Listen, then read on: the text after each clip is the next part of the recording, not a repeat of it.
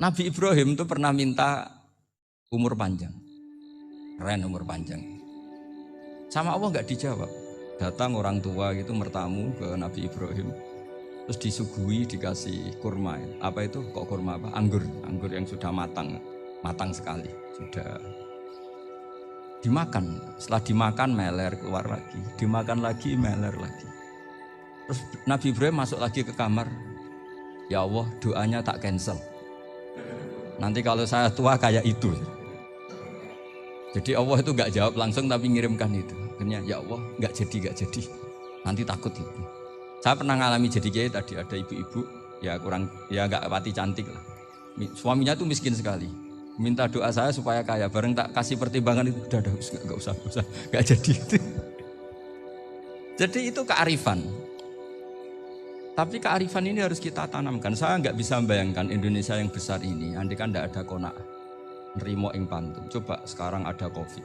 Andai kan Indonesia tuh kayak Perancis. Beberapa kali punya tamu orang yang hidup lama di Perancis, bahkan dapat istri orang Perancis. Itu dulu nggak begitu mencintai Indonesia. Tapi setelah di Perancis 2 tahun, wah Indonesia hebat. Di Perancis itu kata dia kalau cerita, semua kebutuhan masyarakat itu dibebankan ke negara. Apa saja minta negara, apa saja nyoal negara.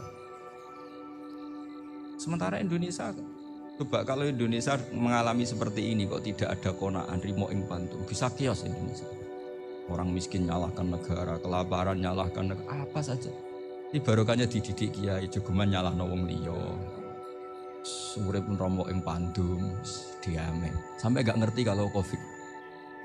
Banyak tuh orang-orang kampung itu, orang lugu-lugu itu. Mbah niki saking Covid, salam ning Covid muga-muga umure panjang. Dikira Covid itu nama orang yang ahli sosial itu. Mbah niki dana saking Covid. Matur nuwun sampekno salamku muga-muga umur panjang. Bingung kan yang nganterin ini. Ini gimana yang mau menjelaskan? Memang nggak paham. Ribet. Tapi saya pastikan bahwa dengan keadaan seperti ini kita bahagia, kita stabil, itu jelas barokahnya kalimah tadi, moto tadi atau pegangan hidup tadi. Makanya disebut al-ibarat qutun li'ailatil mustami'in, bahwa redaksi atau kata-kata atau pegangan atau filosofi hidup apalah namanya itu adalah penyemangat. Karena kata-kata ini memang luar biasa. Ketika sahabat perang demi kebenaran, zaman itu ya pasti benar karena yang dibela Nabi. Dulu itu kan enak zaman Nabi, yang dibela mesti benarnya, musuhnya mesti salahnya.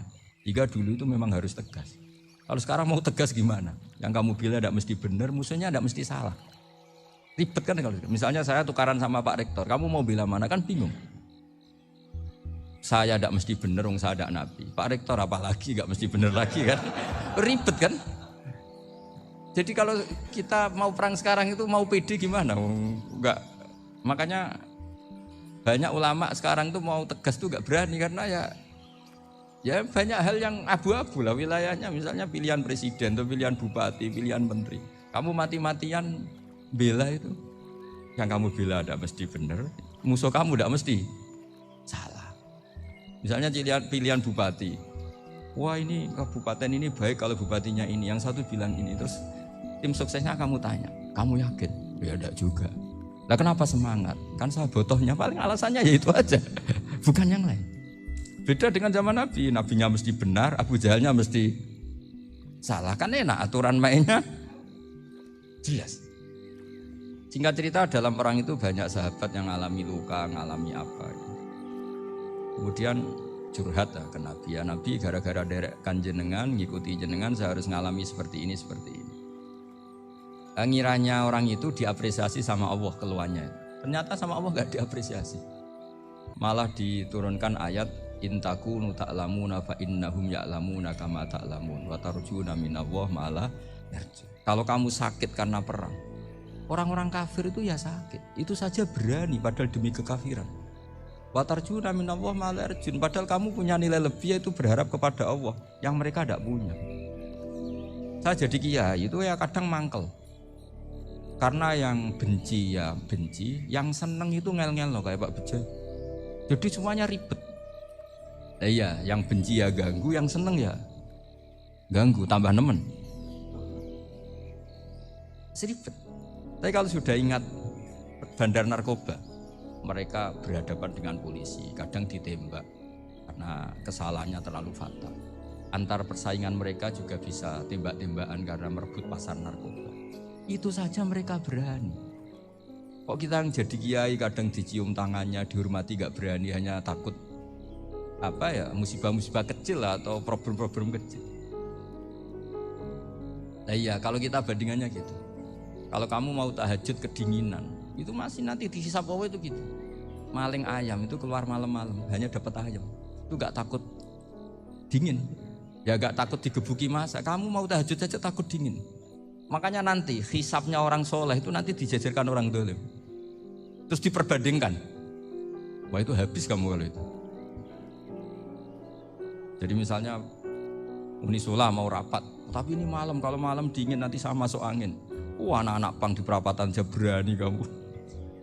Kalau sudah perbandingannya gitu tuh ribet kita nanti.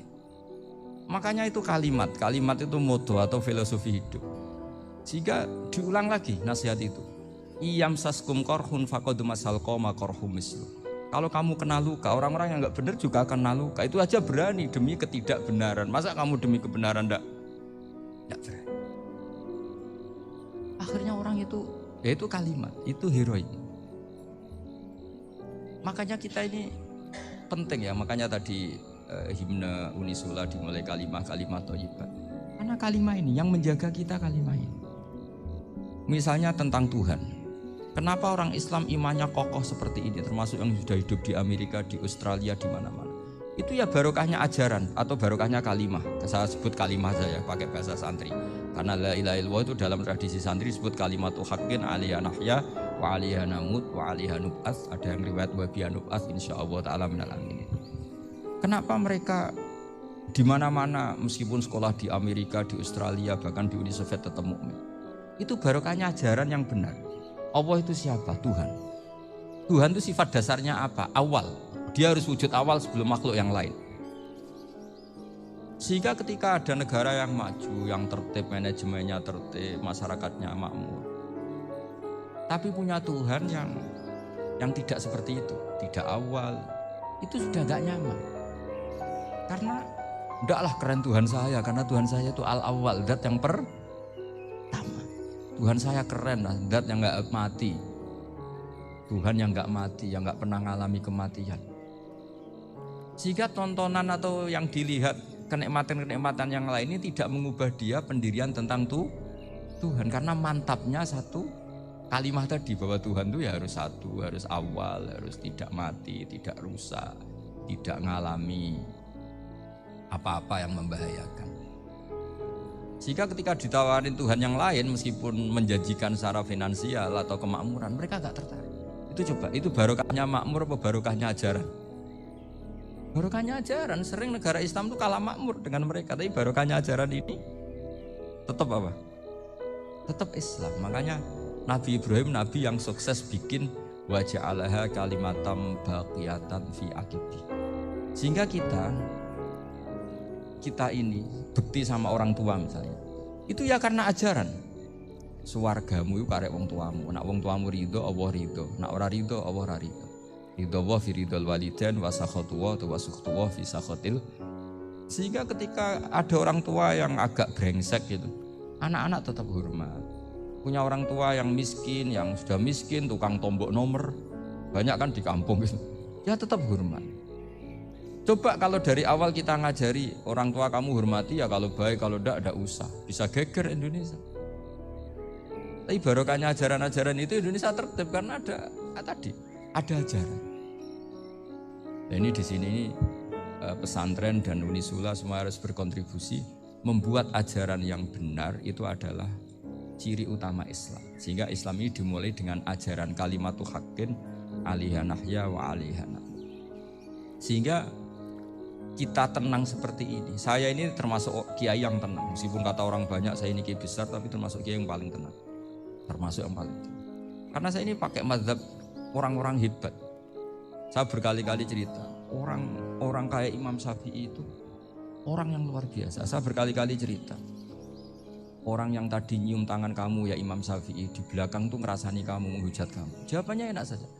Berarti saya alhamdulillah orang yang wibawa. Buktinya di depan saya nggak berani. Jadi enteng saja. Diceritain sebagian kampung, sebagian separuh dari warga kamu itu nggak suka kamu. Ya bagus lah nggak suka saya, nggak akan utang duit saya. Di mana-mana orang utang tuh karena teman dekat. Kalau nggak seneng pasti minimal nggak utang, nggak pinjam mobil, nggak pinjam apa. Berkah mana yang seneng sama yang gede? Jadi dianggap enteng saja. Semua yang dialamin dianggap enteng saja. Misalnya punya istri pemarah, ya baguslah marahin suami. Kalau marahin tonggo malah ribet. Jadi kamu harus terima kasih kalau dimarahin istri. Baguslah marahin saya mah, kalau marahin tonggo ribet. Jadi enteng saja. Tapi kita sekarang itu karena nafsu ya, sehingga menghadapi hidup ini ribet. Ulama dulu kalau mau mati itu senengnya bukan main. Sudah lama saya ini ingin gak maksiat. Kayaknya gak maksiat paling efektif itu mati. Ya tidak apa-apa Gusti, kalau sebaiknya mati ya mati aja. Enteng saja. Jadi melihat kematian itu akhir dari segala keburukan atau potensi keburukan. Apapun baik kita sekarang, suatu saat mungkin kita gak baik. Yang bisa menghentikan ketidakbaikan atau potensi ketidakbaikan itu apa coba? Mati kan? Berarti mati itu mengerikan apa menyenangkan? Mesti kamu tidak berani menjawab. Meskipun secara ilmu kamu berani, tapi secara rasa agak berani kan? Saya ulang lagi ya. Yang bisa menghentikan keburukan atau potensi keburukan itu apa coba? Apa? Kematian. Berarti kematian itu menyenangkan atau menyusahkan? Apapun kamu tidak berani jawab karena kamu agak-agak duniawi itu kelihatannya. Tapi secara ilmu, kamu tahu kan kalau mati itu tidak buruk-buruk banget. Karena apa? Itu akhir dari segala buruk. Sehingga Nabi ngajarkan kalimat itu begitu luar biasa. Allahumma ahyini maka natil hayatu khairan li wa tawaffani maka natil wafatu khairan li. Nabi melihat dunia itu begitu indah.